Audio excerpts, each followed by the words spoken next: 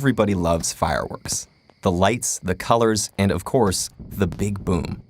But the history of fireworks isn't all hugs and celebrations. Long before epic fireworks displays, chemists in China invented the key ingredient that propels those bright lights into the sky. That invention was what we now call gunpowder. Our story begins back in ancient China in the mid-9th century, where early Chinese alchemists were trying to create a potion for immortality. Instead, what they created was a flammable powder that burned down many of their homes. They quickly realized that this black powder, which they called fire medicine, was precisely the opposite of something that would make you live forever.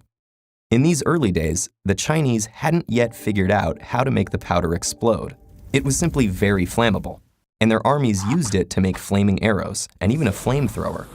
But once they figured out the right proportions of ingredients to create a blast, they began using the powder even more, creating fireworks to keep evil spirits away and bombs to defend themselves against Mongol invaders.